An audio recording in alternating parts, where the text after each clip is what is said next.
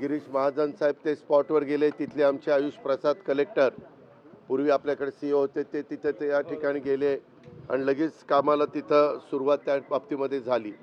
आपल्यालाही माहिती आहे की या घटना अतिशय दुर्दैवी आहेत, परंतु तिथं माहिती घेतल्यानंतर असं लक्षात आलं की उदल कुमार हा 30 वर्षाचा राहणार भिंगा, जिल्हा श्रावस्ती, राज्य उत्तर प्रदेश, हे लखनौ ते मुंबई ही पुष्पक एक्सप्रेस जी गाडी आहे, तिथं 21 जानेवारीला ते 9:25 मुंबई येथे पहिल्यांदाच रोजगार मिळवण्याच्या करता, जसं मुंबईमध्ये अनेक जण रोजगाराच्या निमित्तानं येतात, तसे हे उदल कुमार निघालेले होते।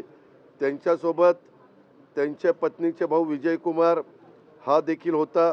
ते दोघंही सर्वसाधारण तिकिटाने सर्वसाधारण बोगीच्या वरच्या आसनावर बसलेले होते आणि त्यावेळेस रेल्वेच्या रसोई यान बोगीचे चहा विक्रेते यांनी आग लागली अशा पद्धतीनं तो ओरड केली आणि त्या आरोळ्यात त्यांना ऐकू आले, त्या उदलला पण आणि त्याच्या तो विजय कुमारला पण।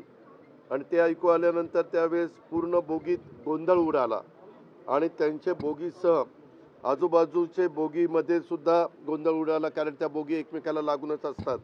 त्यावेळेस काही प्रवाशांनी घाबरून स्वतःचा जीव वाचवण्याच्या करता गाडीतनं दोन्ही बाजूला उड्या मारल्या आणि तो प्रयत्न ते करत होते, परंतु गाडीचा स्पीड होता आणि ट्रेन खूप वेगाने असल्यामुळं इतर प्रवासी गाडीतून खाली उतरू शकत नव्हते। त्यावेळेस कोणीतरी प्रवाशांनी स्वतःचंच डोकं चालवलं आणि साखळी ओढली।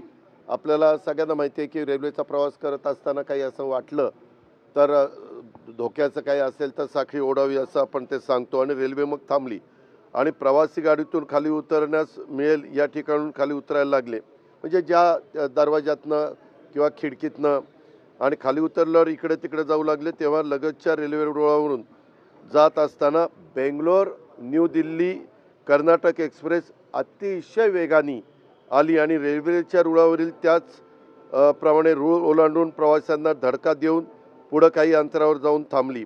त्यावेळेस बऱ्याच प्रवाशांचे अक्षरशः शरीराच्या म्हणजे सांगणं पण मला म्हणजे योग्य वाटत नाही, इतक्या त्यांच्या शरीराच्या दुर्दशा त्या ठिकाणी झाली आणि बरेचसे प्रवासी त्याच्यामध्ये मृत्युमुखी पडले, काही प्रवासी जखमी झाले आणि हे झाल्या उदल कुमार आणि तो विजय कुमार हे देखील त्यांनाही धडक बसली, ते जखमी झालेले आहेत। उदल कुमार आणि विजय कुमार यांचा शोध घेत असताना 6 ते 7 प्रवासी मयत झाल्याने त्यांनी स्वतःच बघितले, त्याप्रमाणे झालेली घटना ही आहे।